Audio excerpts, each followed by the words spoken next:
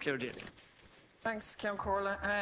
Taoiseach, I think it's important to take this opportunity to bring a bit of balance into the discussions around the visit of the US President and his wife, given the almost unprecedented slobbering over them that the nation has been exposed to over the last number of days. And it's really hard to know which is worse, whether it's the outpourings of the Obamas themselves or the sycophantic fawning over them by sections of the media and the political establishment. We've had separate and special news bulletins by the state broadcaster to tell us what Michelle Obama and her daughters had for lunch in Dublin, but very little questioning of the fact that she was having lunch with Mr. Tax Exile himself. We had very little challenging of the fact that she's glad to be home, a country that she's been in less than a week and that her husband has very tenuous links in.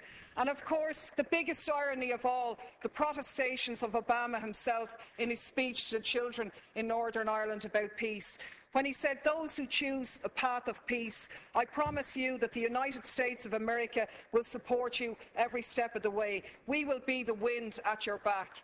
Now I ask you, is this person going for the Hypocrite of the Century award? Because we have to call things by their right names. And the reality is that by any serious examination, this man is a war criminal. He has just announced his decision to supply arms to the Syrian opposition, including the jihadists, fuelling the destabilisation of that region and continuing to undermine secularism and knock back conditions for women.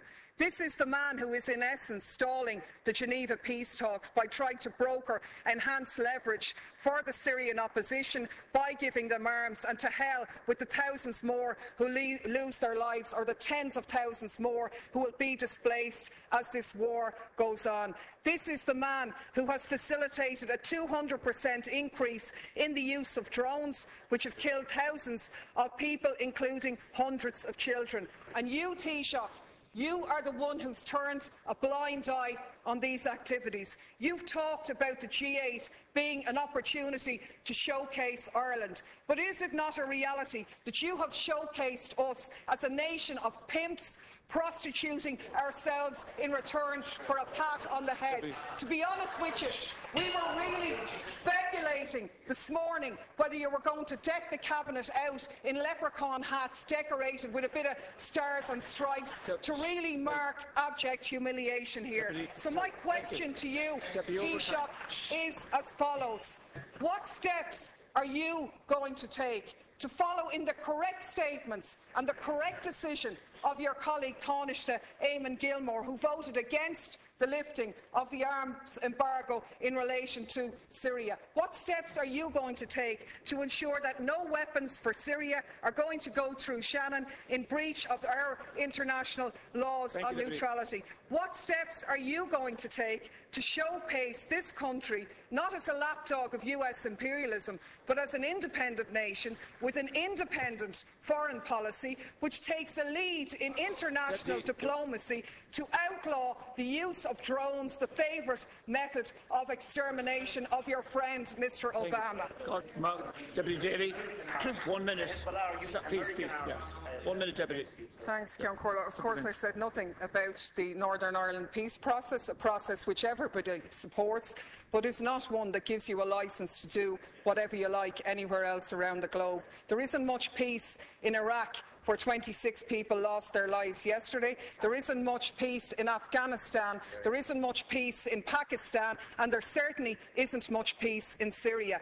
And the side I'm on in Syria is the one, and what I agree with, is the statement by Oxfam, where Oxfam said sending arms to the Syrian opposition won't create a level playing field. Instead, it further risks fuelling an arms free-for-all, where the victims are the civilians of Syria.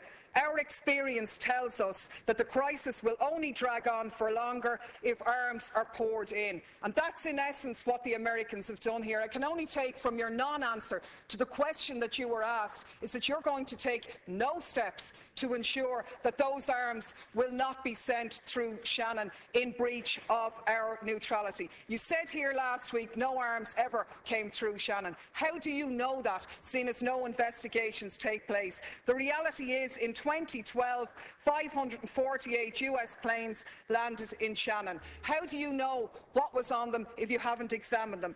Your Minister for Transport revealed in a parliamentary question that 239 civilian planes landed in Shannon, where they sought permission because they were carrying munitions of war or dangerous goods on a civilian aircraft. What steps are you going to take to intervene in this situation? And the last point I'll make is that people in this country are very fond of our American brothers and sisters, and I think we stand far more shoulder to shoulder with them by making valid criticisms of their president, who has broken his election promises, rather than just pimping this nation as a tax haven for their corporations. I'm sure the Americans would far prefer if their multinationals paid their taxes at home rather than offshore here, so they could develop their health care, so they wouldn't be wasting money on arms being sent to slaughter people in other countries.